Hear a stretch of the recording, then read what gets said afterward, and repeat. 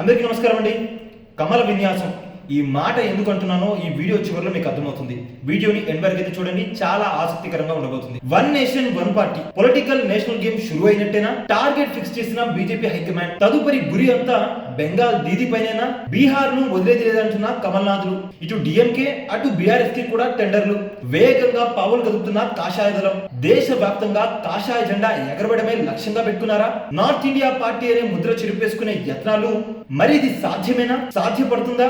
ఇదే కమల్నాథుల common hidden ఎజెండానా? Delhi గెలుపుతో కమల్నాథులకు భారీ boosting. ఢిల్లీలో బీజేపీ గెలిచింది, ఆమ్ ఆద్మీ పార్టీ ఓడింది, కాంగ్రెస్ పార్టీ ఉనికి కోల్పోయింది. బీజేపీకి విజయం లాంగ్ టర్మ్ వ్యూహంలో భాగమా? ప్రాంతీయ పార్టీలతో నేషనల్ గేమ్ ఆడుతుందా? ఢిల్లీలో ఆ కూటమి అనంతరం రాజకీయ విశ్లేషకుల అంచనా ప్రకారం ఆ కూటమి మరో 4 రాష్ట్రాల్లోని ప్రాంతీయ పార్టీలను బీజేపీ గండాన్ని అయితే సూచిస్తుందంట.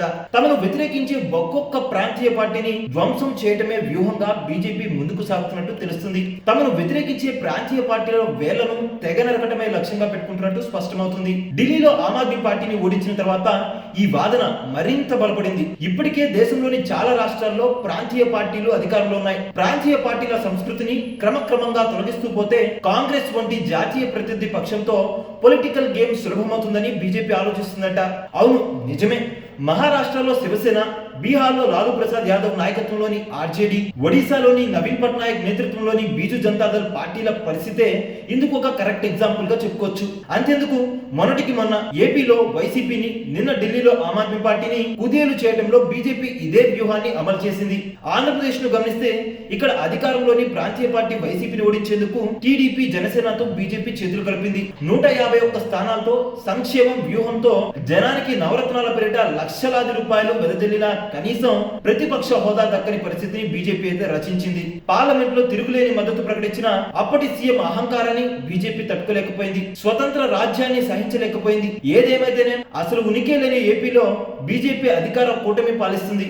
ఇక్కడ బీజేపీ నీడలో 2 ప్రాంతీయ పార్టీల పాలన సాగిస్తున్నాయనేది రాజకీయ పండితుల విశ్లేషణ. రాబోయే రోజుల్లో దేశవ్యాప్తంగా కాషాయ జెండా ఎగరవేయాలన్నదే బీజేపీ లక్ష్యం. ఆ పార్టీ నాయకులు కొందరు ఈ విషయాన్ని బాహాటంగానే చెప్తూ ఉంటారు. 2014లో కేంద్రంలో అధికారంలోకి వచ్చినప్పటి నుంచి బీజేపీ తన ఉనికి లేని రాష్ట్రాల్లో కూడా బలాన్ని పెంచుకునేందుకు యత్నాలు చేస్తున్న సంగతి అందరికీ తెలిసిందే. ఇక వీళ్ళు ఫాలో అవుతున్న ప్లాన్స్ ఏంటో ఇప్పుడు తెలుసుకుందాం. Plan A. ఈ ప్లాన్ ప్రకారం సామంత బాధ్యత వహించే ప్రాంతీయ పార్టీతో జత బాధ్యత వహించే ప్రాంతీయ పార్టీతో జత కట్టడం. ఒకవేళ ఆ పార్టీ లీడర్ ఎదురు తిరిగితే మరో సామంత పార్టీతో పొత్తు పెట్టుకోవడం. ఇది ప్లాన్ బి లో భాగంగా ఉంటుంది. ఇక ప్లాన్ సి ప్రకారం ప్రాంతీయ పార్టీలన్నింటినీ కొంగదీసి ఏకఛత్రాధిపత్యం చెలాయించాలి. ఇది మిత్ర లాభ భేద వ్యూహం. ఈ మూడింటిలో ప్లాన్ సి సక్సెస్ అయితే బీజేపీ నేరుగా అధికారంలోకి వస్తుంది, లేదా ప్లాన్ ఏ, బి తప్పనిసరిగా ఆప్షన్స్ లో ఉంటాయి. ఏదేమైనా ప్రాంతీయ పార్టీ పాలించే రాష్ట్రంలోని పీఠాన్ని కైవసం చేసుకోవడం ఖాయం. ఇది బీజేపీ అంతర్గత కామన్ హిడెన్ ఎజెండా. ఇక సౌత్ విషయానికి వస్తే ఏపీలో ఎన్డీఏదే అధికారం. తెలంగాణలో 10 ఏళ్లు పరిపాలించిన బీఆర్ఎస్ పార్టీ ప్రస్తుతం ప్రతిపక్షంలో ఉంది. రేవంత్ నాయకత్వంలోని కాంగ్రెస్ ప్రభుత్వంపై వచ్చే ఎన్నికల నాటికి వ్యతిరేకత మొదలైతే దాన్ని తమకు అనువుగా మలుచుకోవాలని బీజేపీ అయితే చూస్తుంది. ఇప్పటికే తెలంగాణ అసెంబ్లీలోను, పార్లమెంట్ స్థానాల్లోనూ బీజేపీ బలం చెప్పుకోదగిన స్థాయిలో అయితే పెరిగింది. ప్రస్తుతానికి ఆ పార్టీ వచ్చే ఏడాది ఏప్రిల్, మే నెలల్లో కేరళ, తమిళనాడులో అసెంబ్లీ ఎన్నికల మీద ఫోకస్ అయితే పెట్టింది. అక్కడ తన ఖాతా ఎలాగైనా తెరవాలనే పట్టుదలతో వ్యూహాలను సిద్ధం చేసింది. ఈ 2 రాష్ట్రాల్లో కనుక వచ్చే ఏడాది తన ఉనికిని చాటుకోగలిగితే అది నార్త్ ఇండియా పార్టీ అనే ముద్ర నుంచి పూర్తిగా బయటపడినట్లు అవుతుంది. ఈ పవర్ గేమ్ లో బీజేపీ దూకుడుకు ప్రాంతీయ పార్టీలే కళ్ళెం వేస్తున్నాయి. ఆ హడ్డీలు దాటే ప్రయత్నంలో ఢిల్లీ గెలుపు బీజేపీకి ఒక తిరుగులేని సంకేతంగా మారింది. ఇక బీజేపీ లిస్ట్ లో నెక్స్ట్ డేంజర్ జోన్ లో ఉన్న పార్టీలు ఏంటో తెలుసా? అవేంటో ఇప్పుడు తెలుసుకుందాం. అందులో మొదటిది పశ్చిమ బెంగాల్. పశ్చిమ బెంగాల్లో ఎప్పటికప్పుడు బీజేపీ పట్టు పెంచుకుంటూ వస్తుంది. మొత్తం 292 అసెంబ్లీ స్థానాలున్న ఆ రాష్ట్రంలో 2011 నుంచి దీది మమతా బెనర్జీ హవా నడుస్తుంది. 2016 నాటి అసెంబ్లీ ఎన్నికల్లో అక్కడ కేవలం 3 స్థానాలకే పరిమితమైంది బీజేపీ. ఇక 2021 నాటికి 77 స్థానాలకు ఎదిగింది. ఇప్పుడు ప్రతిపక్షంలో ఉన్న ఆ పార్టీ 2026 అసెంబ్లీ ఎన్నికల్లో గెలిచి అధికారం సొంతం చేసుకుందామని చూస్తుంది.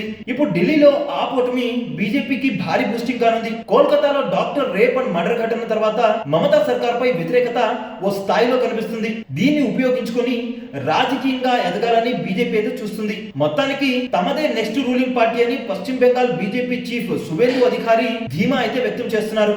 ఇక నెక్స్ట్ వచ్చేసి చలో బీహార్ నినాదాన్ని అయితే తీసుకుంది. ఢిల్లీలో ఆమ్ ఆద్మీ పార్టీని బీజేపీ సక్సెస్ఫుల్ గా ఇంటికి పంపించేసిన తర్వాత ఇప్పుడు బీజేపీ ముందున్న తక్షణ లక్ష్యం చలో బీహార్. ఈ రాష్ట్రంలో ఏడాది ఎన్నికలు రాబోతున్నాయి. ప్రస్తుతం అక్కడ ఎన్డీఏ భాగస్వామి నితీష్ కుమార్ ముఖ్యమంత్రిగా ఉన్నారు. కేంద్రంలో ఎన్డీఏకి సపోర్ట్ ఇస్తూ నితీష్ దగ్గర బంధువు అయ్యాడు.